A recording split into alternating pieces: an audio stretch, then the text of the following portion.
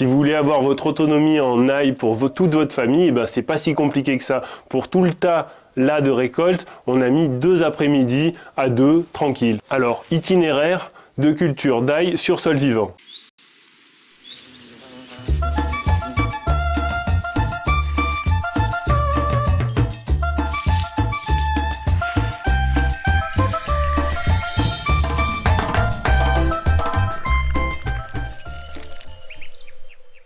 Premièrement, j'ai une bâche depuis un certain temps sur une parcelle pour avoir désherbé la parcelle. J'enlève ma bâche et je viens semer à la volée mes cailleux d'ail que j'ai mis de côté l'année précédente. Une fois mes cailleux répartis de manière la plus homogène sur la parcelle, je vais venir recouvrir de 5-10 cm de broyat de déchets verts pour en fait protéger mon ail et aussi en fait éviter la germination de plein d'autres graines sur ma parcelle. Donc là, je vais avoir une planche qui va partir avec de l'ail et principalement de l'ail et un petit peu de désherbage, mais vraiment pas grand chose quoi. Il y a quelques fois à passer un petit peu pour avoir une planche qui s'enherbe pas trop, mais le broyat permet vraiment de bien gérer l'enherbement. Là on est début avril, on peut voir que la culture d'ail semée à la volée se porte plutôt bien et que l'épaisseur de broyat a permis de gérer l'enherbement sur la parcelle de manière quand même assez efficace puisqu'il n'y a quasiment aucune herbe qui a poussé sur la planche.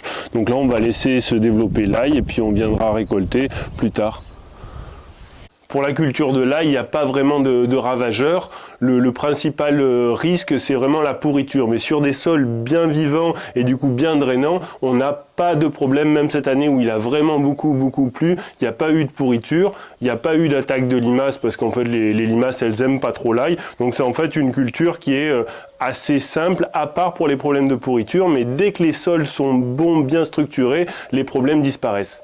Pour la récolte, ça se passe à peu près au niveau de la Saint-Jean, c'est-à-dire maintenant, vers fin mai. Il ne faut pas trop attendre parce qu'après, sinon les tiges, là, quand on s'y prend au bon moment et que les sols sont souples, il suffit de tirer les tiges d'ail pour la récolte. Et alors que si on attend trop ou que les sols sont trop durs, on va avoir les tiges qui nous cassent dans les mains et là, ça devient beaucoup plus compliqué parce qu'il va falloir sortir la bêche et là, ça va être un travail assez fastidieux pour récolter tout l'ail.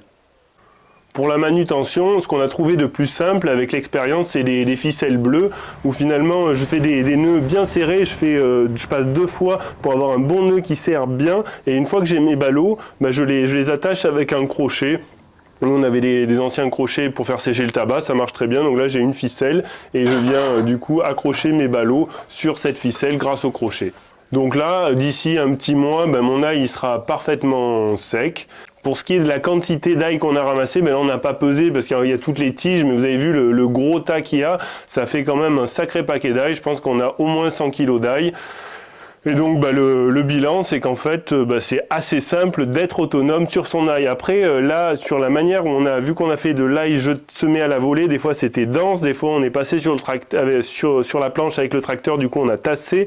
Donc en fait, on a des fois des calibres qui sont petits, donc c'est très bien pour être mangé, mais il y a une partie de l'ail qui ne pourrait être commercialisée. Ce qui montre un peu la différence en fait entre des pratiques de maraîchage où ce type de pratique est moyennement adapté, alors que pour de l'autoconsommation et produire une grosse quantité en très peu de temps, c'est parfaitement efficace. Donc cette ail qu'on a produit, une partie ira chez Cocopelli où ils commercialisent notre ail sous le nom d'ail de Cagnole.